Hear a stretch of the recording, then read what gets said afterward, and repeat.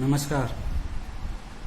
आज हम एक न्यूमेरिकल करेंगे जो कि पैरेलल अल्टरनेटर के पैरेलल ऑपरेशन से रिलेटेड है। इसमें क्या है कि two alternators working in parallel supply the following, यानी कि दो अल्टरनेटर्स हैं जो कि पैरेलल में वर्क कर रहे हैं। उन पर जो लोड है वो क्या है, लाइटिंग लोड है 600 किलोवाट का, इंडक्टिव लोड है 800 किलोवाट का, पावर फैक्टर कितना है उसके 0.9 लैगिंग, और कैपेसिटिव लोड है 800 किलोवाट का और उसका पावर फैक्टर क्या है 0.8 लीडिंग है। अब इसमें क्या है, one alternator supply 1000 kilowatt at 0.85, यानी कि एक जो अल्टरनेटर है वो 1000 किलोवाट 0.85 लैगिंग पर सप्लाई करता है। तो अपन को कैलकुलेट करना है कि जो दूसरा जो अल्टरनेटर है वो कितना किलोवाट उसका आउटपुट होगा और उसका पावर फैक्टर कितना होगा।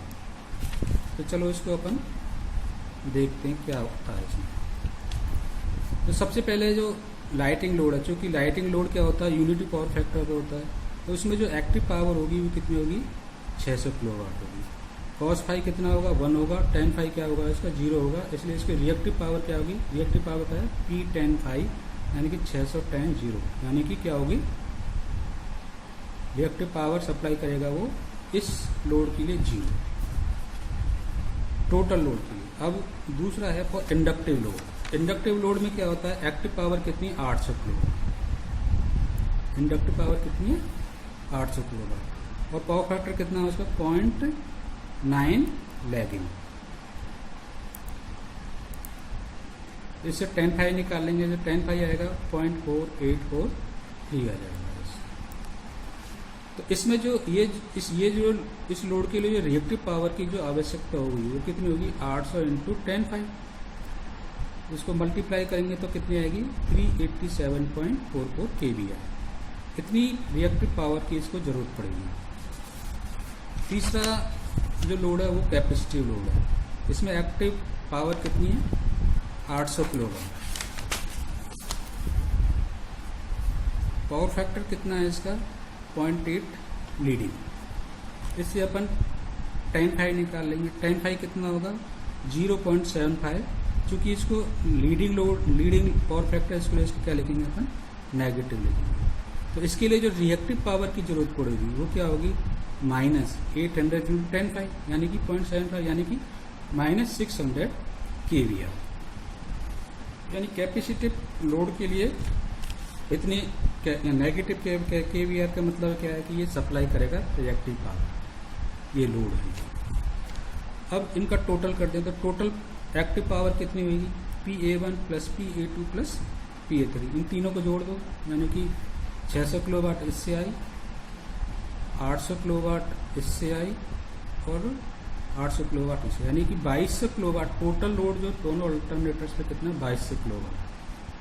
और टोटल रिएक्टिव पावर कितनी होगी, तीनों लोड की रिएक्टिव पावर को जोड़ लें तो PR1 plus PR2 plus PR3, क्योंकि PR1 में नेट रिएक्टिव पावर की जरूरत कितनी है 0, और PR2 में नेट रिएक्टिव पावर की जरूरत कितनी है 387.44 kVA, और तीसरे में नेट रिएक्टिव पावर की जरूरत कितनी है 600 kVA। तो अगर अपन इन तीनों को ऐड करेंगे, जोड़ लेंगे, तो नेट जो एक्टिव पावर की जरूरत पड़ेगी, रिएक्टिव पावर की जो जरूरत पड़ेगी वो होगी -212.56 kVA, यानी कि इतनी रिएक्टिव पावर की जरूरत, यानी कि ये जो लोड है ये इतने रिएक्टिव पावर सिस्टम को सप्लाई करेगा। अब active power supply bye alternator, यानी कि जो पहला अल्टरनेटर वो कितनी एक्टिव पावर सप्लाई कर रहा है 1000 किलोवाट,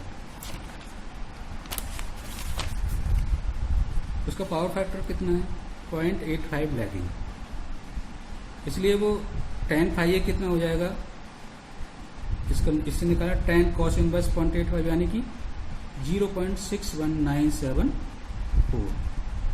तो ये जो अल्टरनेटर है क्योंकि लैगिंग पावर फैक्टर पर वर्क कर रहा है, तो ये क्या करेगा रिएक्टिव पावर लेगा, एक्चुअली सिस्टम से रिएक्टिव पावर लेगा। और कितनी रिएक्टिव पावर लेगा, ये लेगा PR equal to PA 10 phi, यानी कि 1000 इंटू 10 फाई क्या होगा 0.6197, यानी कि इतनी kVAr पावर लेगा ये। अब इसका मतलब क्या है, जब इतनी तो ये एक्टिव पावर सप्लाई कर रहा है, इतनी एक्टिव पावर आपका ये लेगा।